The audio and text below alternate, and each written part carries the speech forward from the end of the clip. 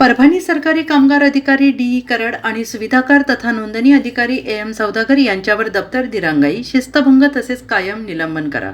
परभणी जिल्हा सरकारी कामगार अधिकारी कार्यालय येथे 2014 पासून सक्रिय नोंदीत बांधकाम कामगार असताना माझ्यावर द्वेषापोटी आणि स्वहितासाठी फौजदारी गुन्हा दाखल करण्यात आला. कारण मी दिनांक 10/4/2025 रोजी कामगार उपायुक्त छत्रपती संभाजीनगर येथे सरकारी कामगार अधिकारी कार्यालय भ्रष्टाचार विरोधात उपोषण केले होते. तसेच 15/7/2025 रोजी देखील सरकारी कामगार अधिकारी कार्यालय परभणी येथील भ्रष्टाचार आणि भ्रष्ट अधिकारी यांच्यावर कार्यवाही व्हावी या हेतून उपोषण करणार होतो. परंतु परभणी येथील कार्यरत सरकारी कामगार अधिकारी टी कराड आणि सुविधाकार तथा नोंदणी अधिकारी एम सौदागर यांनी स्वतःचे पद वाचवण्यासाठी, दोष लपवण्यासाठी जाणीवपूर्वक जिल्हाभरातील इतर नोंदीत लाभार्थी मिळवून फक्त स्वहितासाठी दबाव तंत्र आणि बचाव तंत्राचा वापर करून पदाचा दुरुपयोग करत दक्षता पथकाला माझ्या विरोधात कार्यवाही करण्याचे निर्देश दिले. उपोषणाच्या आधीच म्हणजे दिनांक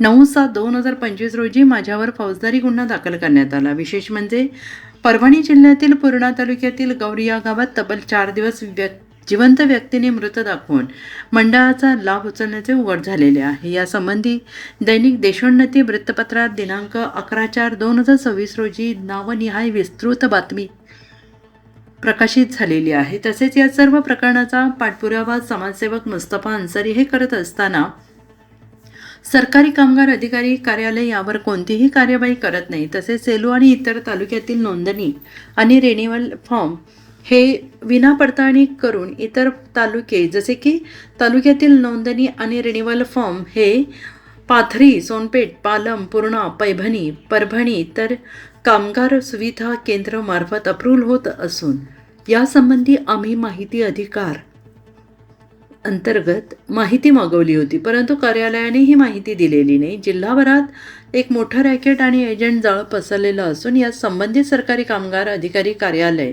येथील अधिकारी कर्मचारी यांची मिलीभगत असून शासनाच्या योजना लाभार्थी न देता बोगस लाभार्थी यांना चिरीमिरी देऊन काम चालू केलं आहे. खुलेआम मोठा भ्रष्टाचार इथे सुरू आहे.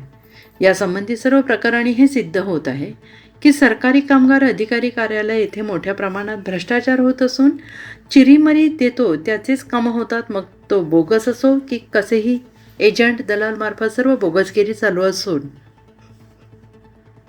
संपूर्ण जिल्ह्यातील नोंदणी आणि रिन्युअल तसेच विविध योजना लाभार्थी फेर तपासणी करावी. तसेच सरकारी कामगार अधिकारी सुविधाकार तथा नोंदणी अधिकारी यांची जंगम मालमत्ता आणि स्थायी मालमत्ता एका पथकाद्वारे तपासावे.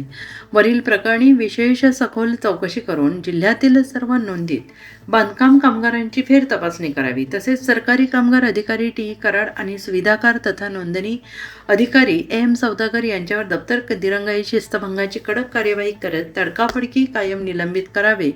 अन्यथा आपल्या कार्यालयासमोर दिनांक 14/2026 पासून लोकशाही मार्गाने आमरण उपोषणाचा मार्ग अवलंबावा लागेल. होणाऱ्या सर्व प्रकरणाला आणि अनुचित प्रकार घडल्यास आपल्या कार्यालय जबाबदार राहील याची दक्षता घेणे.